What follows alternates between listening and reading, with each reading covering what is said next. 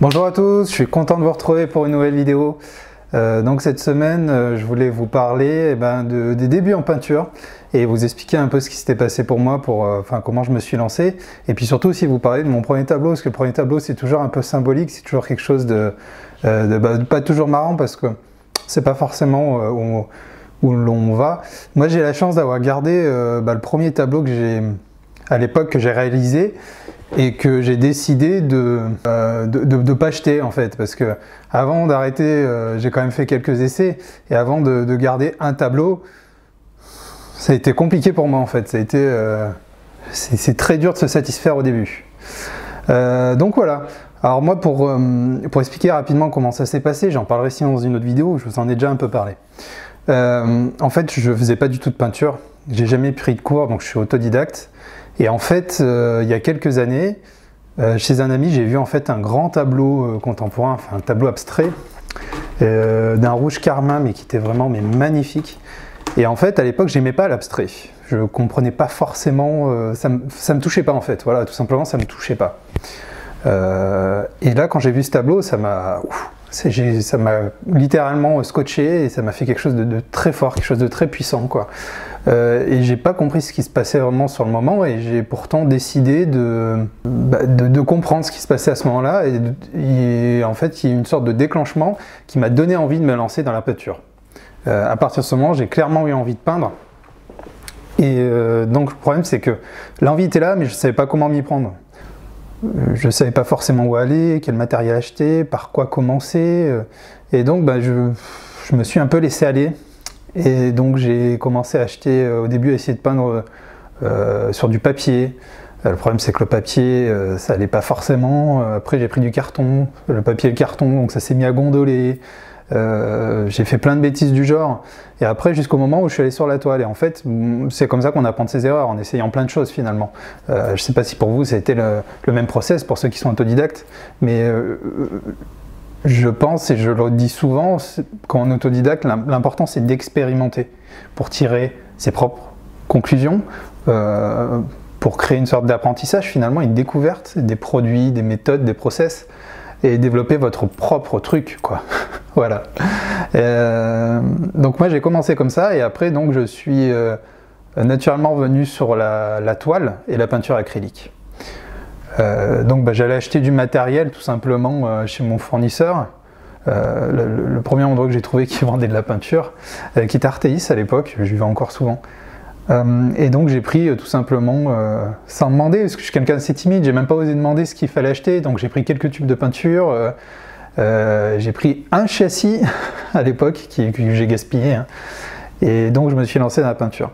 Et après donc mon premier tableau, on le voit un peu derrière là je crois. Donc c'est celui-là.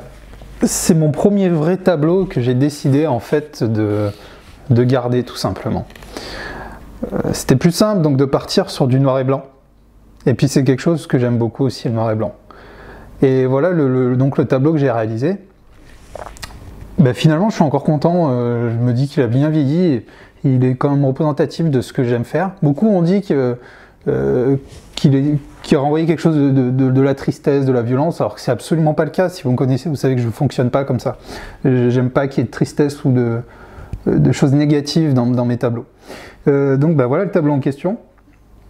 Comme on voit en fait, je suis parti sans technique. Si vous pouviez voir, en fait, il y a énormément de couches, rien que le châssis, la qualité, voilà, c'est quelque chose, c'est vraiment du bof, hein. C'est le premier prix que j'avais trouvé, même le format, il est tout petit. Si on regarde le format, là on doit être sur du 20 par 50. À l'époque, ça me paraissait grand, je ne me voyais pas partir dans quelque chose de plus grand. Et aujourd'hui, rien que si vous regardez derrière, la toile qui est derrière fait 80 par 80, mais à côté on n'en voit qu'un bout, mais à côté, ce tableau, il est ridicule, quoi. Il est tout petit. Voilà, mais en tout cas, tout ça pour dire, voilà, le châssis, pour revenir sur le châssis, j'avais essayé de mettre une clé, j'y étais même pas arrivé, je savais pas comment ça fonctionne à l'époque. Donc pour vous dire, voilà, c'est ces petites erreurs du début qui sont marrantes. Et sinon, donc, ouais, sur le reste, il n'y a même pas de clé, la toile est même pas tendue. D'ailleurs, petite parenthèse, est-ce que ça vous intéresserait je sais pas, c'est quelque chose je pense que vous savez déjà faire, mais si c'est pas le cas, est-ce que vous seriez intéressé que je fasse une vidéo sur comment tondre facilement une toile, donc comment se servir des clés que vous avez derrière le châssis quand vous achetez une toile. Voilà. Si ça vous intéresse, merci de mettre un petit commentaire et je vous ferai ça, promis, il n'y a pas de souci. Je referme la parenthèse. Donc voilà, le châssis, pas de clé, pas tendu. On arrive encore à voir qu'il y a eu plein de couches, etc. Donc voilà un peu le premier délire dans lequel je m'étais lancé. Je suis content d'avoir encore cette toile aujourd'hui, puisque du coup ça me fait un peu un souvenir du début. Alors quand je dis le début, c'est assez récent, hein. C'était il y a quelques années, celui-là il doit dater de 2010 ou 2011, ce tableau. Donc voilà. Donc voilà, pourquoi je voulais vous faire cette vidéo, c'est parce que je pense que c'est toujours intéressant de parler des débuts. Je ne sais pas comment vous l'avez vécu, comment vous le vivez peut-être, parce que c'est peut-être vos débuts. Hein.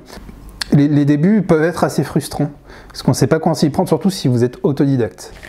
Si vous refusez de prendre des cours ou autres, c'est vrai que c'est assez compliqué au départ, on ne sait pas vers quel matériel vous tournez. Moi par exemple, celui-là je l'ai peint avec des cartes de visite, j'avais même pas de couteau, j'ai pris de la peinture, j'ai mélangé, j'ai essayé.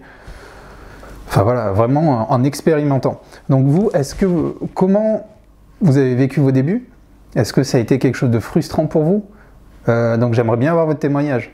Parce que c'est vrai que les débuts sont parfois compliqués, vous ne savez pas forcément où aller, vous avez peur de gaspiller du matériel. Moi c'était ma grosse crainte, c'est des facteurs qui sont bloquants. Et pourtant il ne faut pas qu'il y ait de facteurs bloquants au départ. Et aussi si vous faites de l'abstrait comme moi, vous ne savez pas forcément comment partir, vous avez peur de vous laisser aller, de gaspiller de la peinture, de tâcher les choses, voilà. Ben, je pense que c'est normal, mais il faut rapidement arriver à prendre du recul sur tout ça et à vous lâcher. Ça viendra soit naturellement, soit en vous forçant.